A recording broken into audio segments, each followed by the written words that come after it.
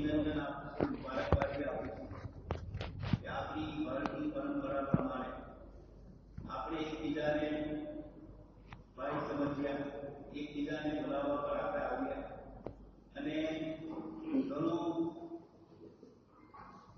સલીમ સાહેબ કહે છે કે હોસ્પિટલ એ માણસના માથાથી લઈને પગ સુધીના બાહ્ય શરીરની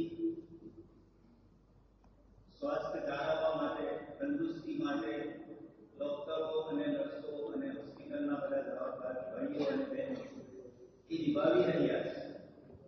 પરંતુ આજે આપણે હોસ્પિટલમાં તનની સાથે મનની તંદુરસ્તી વાળા આધ્યાત્મિક ધર્મગુરુઓ અને સંપ્રદાયોના વિવિધ વિદ્વાનોને બોલાવ્યા અને એનાથી આપણે બતાવ્યું કે ફક્ત તનની તંદુરસ્તી કાફી નથી, એની સાથે મનને સાફ કરવું અને મનની દુરુસ્તગી અને આત્માની શુદ્ધિ થાય એ પણ એક મહત્વની વસ્તુ છે. એ હેતુસર આજે આપણે બધા ભેગા થયા છે અને આપમાંથી દરેક પોતાનો એક વિશાળ વર્તુળ ચાહકોનો, શિષ્યોનો અને ભક્તોનો રાખો છો. તે છતાં આપ અહીંયા વધાર્યા એ ઘણી ખુશીની વાત છે. એક મહાન સંત નિઝામુદ્દીન ઔલિયા રહમતુલ્લાહ અલૈહ, જેમના નામથી દિલ્હીમાં નિઝામુદ્દીન ઔલિયા રેલવે સ્ટેશન પર છે, તેમની સેવામાં એક ભાઈએ કાતર અને કેંચી સેવામાં ₹1000 ભેટ રૂપી.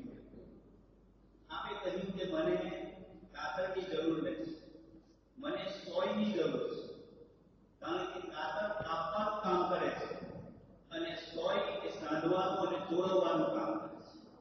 તો આજે સલીમભાઈ આપણને સોય તરીકે બધાને ભેગા કર્યા અને એનો હેતુ એ જ છે કે આપણે એકબીજાને પરસ્પર ઓળખીએ, એકબીજાના ધર્મનું સન્માન કરીએ અને જ્યારે આપણે આધ્યાત્મિક લોકો અને વિદ્વાનો જ્યારે એકબીજા સાથે પરસ્પર મળશે તો આપણને ચાહનારા અને આપણા જે શિષ્યો છે એ પણ એ વસ્તુને સમજવાની કોશિશ કરશે અને તેના લઈને ભારત વર્ષમાં એકતા અને એકબીજાના દુઃખ દર્દમાં સહભાગી થવું એ વસ્તુઓ જે આપણા દેશની પરંપરા છે અને વર્ષોથી હજારો વર્ષથી આપણા દેશમાં આપણે આ વસ્તુઓ જાળવી રાખી છે.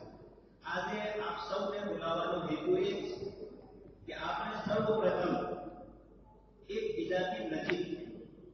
ઘણી વસ્તુ એવી હોય છે કે જેમાં ગલતફહેમી હોય છે, માણસ પોતે ગલત સમજ્યો હોય છે અને જ્યારે વાસ્તવિકતામાં આવે છે, જ્યારે અમલી સ્વરૂપમાં આવે છે ત્યારે તે વસ્તુ બીજી હોય છે. મને ઘણી ખુશી થઈ હમણાં કે નમાઝમાં અમારા બધા ભાઈઓ બેસ્યા, બહેનો બેસી અને નમાઝની પ્રેક્ટિકલ એમણે જોઈ અને પછી અમારા એક ભાઈએ 2-3 પ્રશ્નો કરી. ઘણી ખુશી થઈ મને કે આ પ્રમાણે આપણે એકબીજાની ધર્મ સ્થાનોમાં જઈશું, એકબીજાની ક્રિયાઓ ધાર્મિક જોઈશું તો આપણે એકબીજાથી જે કંઈ ગલતફહેમી હશે તે દૂર થશે. આપણે એક દાખલો આપો. એક મોટા આલિમ સાહેબ ટ્રેનમાં સફર કરી રહ્યા લખનૌમાં. એક ટ્રેનનો સફર લાંબો હોય છે અને એકબીજા જોડે પરસ્પર આપણી જે હિન્દુસ્તાનની પરંપરા છે, કેમ છો, ક્યાંથી આવ્યા, તમારા કેટલા છોકરાઓ છે, શું કરો છો, એ રીતે એકબીજા જોડે આપણે મળીએ છીએ. જે યુરોપમાં વસ્તુની કમી છે, ત્યાં બધા સાયલન્ટ રહે છે. ટ્રેનમાં આપ સફર કરો, આપની જગ્યાએ કેમ આપણી ત્યાં હજુ રિવાજ છે કે ખાવાની કોઈ વસ્તુ કાઢીએ તો તરત બીજાને આપણે આપીએ, એમાં કોઈ ધર્મનો ફેરફાર હોતો નથી. એ અલગ વાત છે કે હવે અમુક લોકોએ બદમાશી કરીને લોકોને ઘેરનું ખાવા આપીને તેમાં એમની જોડે ચીટિંગ કર્યું તો હવે દરેક માણસ પીએ છે, પણ તે છતાં હજુ આપણી ત્યાં વસ્તુ બાકી છે. તો તેમણે કીધું કે મૌલાના સાહેબ, મને એક વસ્તુ આપથી પૂછવી છે. આપ લોકો આપની અઝાનમાં દરરોજ જ્યારે માઇકમાં અઝાન આપો છો, તમે બોલો છો અલ્લાહુ અકબર, તમે અકબર બાદશાહને આટલું બધું કેમ પ્રોત્સાહન આપો છો કે તમારી અઝાન અને તમારી નમાઝોમાં અકબર બાદશાહનું વર્ણન આવે છે? મૌલાના સાહેબે કીધું કે મને ઘણો અફસોસ છે કે હું આજ સુધી આ દેશમાં મારી 70 વર્ષની ઉંમર થઈ અને હજુ હું અમારા ઘેર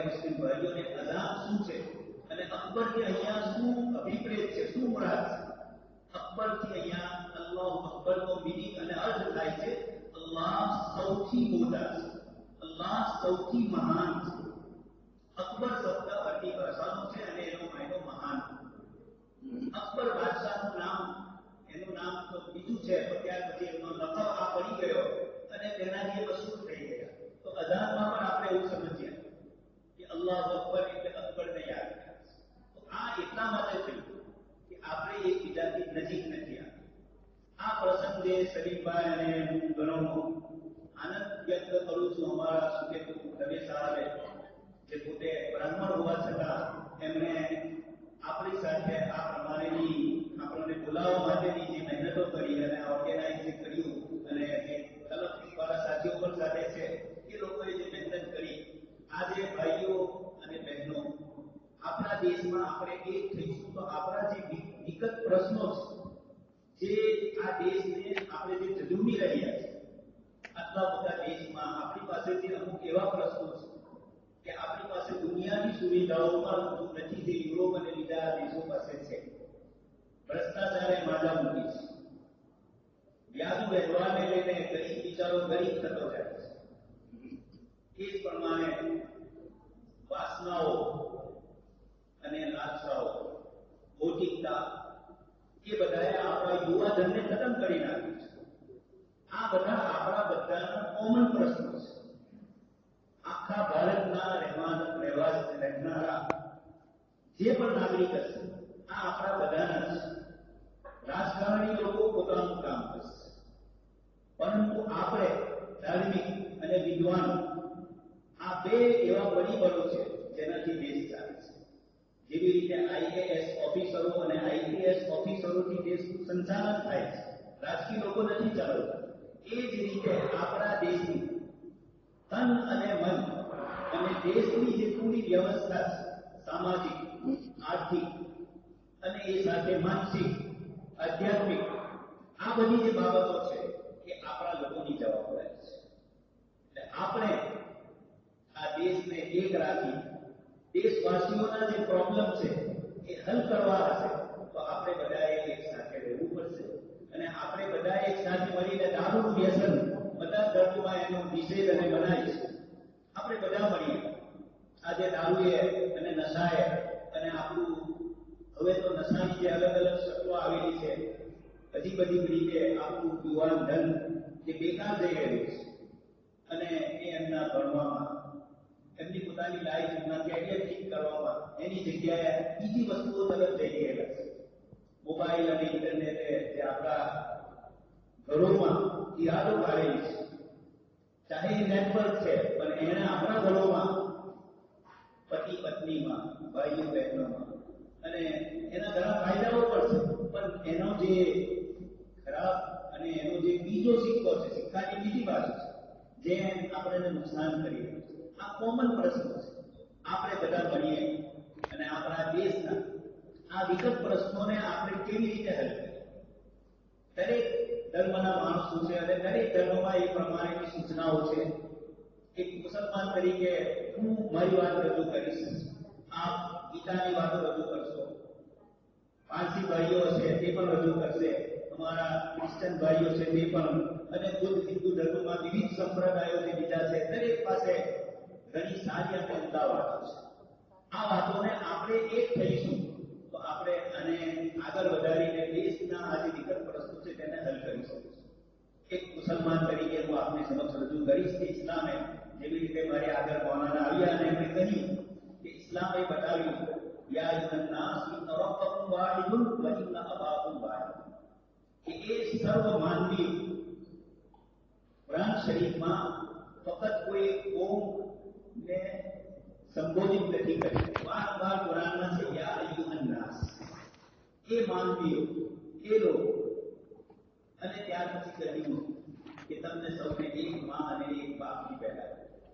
એટલે ઊંચ નીચ અને કોઈ પણ જાતની કોઈને હકીર સમજવો, કોઈને નીચ સમજવો, એ બધા જ જે આ શબ્દો મેં આપણી સામે કીધા પૈગંબર સાહેબના, ઇન્ના રબ્બકુમ વાહિદુન, આપણા સૌનો પાલનહાર, સર્જનહાર એક છે, વ ઇન્ના અબાકુમ વાહિદુન, અને તમારા સૌના બાપ પણ એક છે. આ રીતે માનવ એકતા અને એક અલ્લાહ પાક તરફ જવું, આ સર્વ સૃષ્ટિનો જે સર્જનહાર છે, જેને આપણી સાથે આપણને પેદા થવાથી લઈને આપણા મોત સુધી અંતિમ સમય સુધી આપણને કેટલી મહેનતો આપી છે. તો તે એવું ચાહે છે કે મારા બદલાઓ મારા પ્રત્યે વફાદાર છે, મારા બદલાઓ મને ઓળખે. આપણી જે બધી જ મહેનતો છે તે એક છે, એક પરમ ઈશ્વર અને એક પરમ ખુદા અને એક પરમ સર્જનહાર અને રબને આપણે બધા ઓળખીએ, તેના સાનિધ્યમાં આવીશું તો આપણી બધી તકલીફો અને મુસીબતો દૂર થશે. બધાનો મકસદ એ જ છે અને એ જ હોવો જોઈએ. તો આ પ્રમાણે આપ પણ રજૂ કરશો. જેવી રીતે શરીફભાઈ કહ્યું કે આજે અહીંયા હોસ્પિટલમાં બોલાય, એ જ પ્રમાણે કાલે આપણે કોઈ મંદિરમાં જઈશું, કાલે આપણે કોઈ ચર્ચમાં જઈશું અને એકબીજા સાથે મળીએ, એકબીજાની ધર્મક્રિયા ધાર્મિક ક્રિયાઓને જોઈએ, એકબીજાના સવાલો પૂછીએ, તો આપણા એનાથી મતભેદ થશે. આ ઘણી સારી વાત છે. આજે દેશ જે વિકટ પરિસ્થિતિથી પાસ થઈ રહ્યો છે, આપણે આના પહેલા એક બહુ ઘણી મોટી મહાન વિભૂતિ મૌલાના સૈયદ અબુલ હસન અલી નદવી ભારતમાં એમણે पैगाम चलाव्યો હતો, માનવતાનો સંદેશ, બયાન ઇન્સાનિયત. અને આરએસએસની મિટિંગોમાં પણ ગયા અને બીજી ઘણી રાજકીય મિટિંગોમાં પણ ગયા અને એ પ્રમાણેના ધાર્મિક લોકોને પણ આપણે જમા કર્યા અને એવું કીધું કે ભારતના ઇતિહાસમાં આવો સમય આપણા માટે જે આવેલો છે કપરો, આનાથી મહેનત નથી. આજે આપણી ત્યાં શું છે? પાછલા પહેલા તો ન્યૂઝપેપર હતા કે 24 કલાક આપણે ખબરદાર વાંચતા હતા, પરંતુ હવે તો નેટનો જમાનો છે. 5 મિનિટ 2 મિનિટમાં દેશભરમાં દુનિયાભરમાં શું થઈ રહ્યું છે ભાઈઓ, ન્યૂઝપેપર અને આ સોશિયલ મીડિયા એ આપણા સમાજનો આઈનો છે. સમાજ શું છે એ આપણે બતાવીએ. આપણે એ વસ્તુઓને જોઈએ કે પહેલા મા બાપની કેટલી ઇજ્જત થતી હતી. પાછલા અઠવાડિયાથી આપણા ગુજરાતમાં ન્યૂઝપેપરોમાં એવા સમાચાર આવે છે, છોકરો પોતાની માને મારી નાખે છે, પોતાના બાપને મારી નાખે છે. આવા સંજોગો આ દેશમાં આવ્યા છે, જ્યાં મા બાપની સેવા અને જ્યાં આપણે શ્રવણ મા બાપને લઈને કેટલી દૂર સુધી ત્યાં સફર કરી, તો આજે એ દેશના અંદર આ પ્રમાણેની વસ્તુ થઈ રહી છે. ઇસ્લામ પણ મા બાપની સેવાને બતાવે છે, હિન્દુ ધર્મમાં પણ મા બાપની સેવા છે, દરેક ધર્મોમાં જેટલા પણ આપણા ધર્મ છે બધામાં જ છે. તો પછી જ્યારે કોમન પ્રશ્ન છે તો આપણે બધા એક કેમ નથી? કુરાન શરીફમાં ક્રિશ્ચિયન લોકોને સંબોધીને કુરાને કહ્યું છે, યા અહલલ કિતાબ તાલુ ઇલા કલિમતિન સવાઈન બૈનના વ બૈનકુમ, કે એક ગ્રંથવાળા એવી વસ્તુઓ પર આપણે સંમત થઈએ જે આપણા બધાના વચમાં છે. દારૂ, ભ્રષ્ટાચાર, વાસનાઓ, જેને આજે માનવ સમાજને માનવીથી દૂર કરી જાનવરના જગ્યા પર પહોંચાડી આપ્યો છે. બલકે એનાથી પણ જે રોજ કિસ્સાઓ બને છે, પોતાની વાસનાઓ પૂરી કરવામાંથી શું થઈ રહ્યું છે, આ બધી વસ્તુઓ એના ઉપર આપણે જ્યારે એક વસ્તુ આ પ્રમાણેની વારંવાર આપણી મિટિંગો થશે, એકબીજાથી મળીશું, એકબીજાથી સંવાદ થશે, તો ચોક્કસ મને આશા છે કે ઇન્શાઅલ્લાહ આ પ્રમાણેની વાતો મળીને આપણે આ દેશને પ્રગતિ અને તરક્કીમાં લાવીશું. અને એક શહેર પર મારી વાત ખતમ કરું છું. તો ઉર્દુના બહુ મોટા શાયર તેમણે એવું કહ્યું છે, ભારતના વિવિધ ધર્મો અને વિવિધ સંપ્રદાયોના માટે જેવી રીતે એક બાગ હોય છે, તેમાં વિવિધ ફૂલો હોય છે, એ દોમ ઇખ્તિલાફ સે હી ઝેર હૈ. આપણે વિવિધતામાં એકતા. એક પૂરો બાગ હોય અને એક જ જાતનું ઝાડ હોય તો સારું નહીં લાગે. વિવિધ પ્રકારના ઝાડો હશે, વિવિધ પ્રકારના ફૂલો હશે, તો ઝેર હૈ ઇખ્તિલાફ. પણ એ જ કીધું કે આપણા આ બાગની અંદર એક એક ફૂલ કિંમતી છે, એક એક ઝાડ કિંમતી છે. આપણે નાનો માણસ હોય, મોટો માણસ હોય, દરેકની કદર કરીએ અને આ પ્રમાણે આપણે એકબીજાને ભેગા કરીશું તો ચોક્કસ મને આશા છે.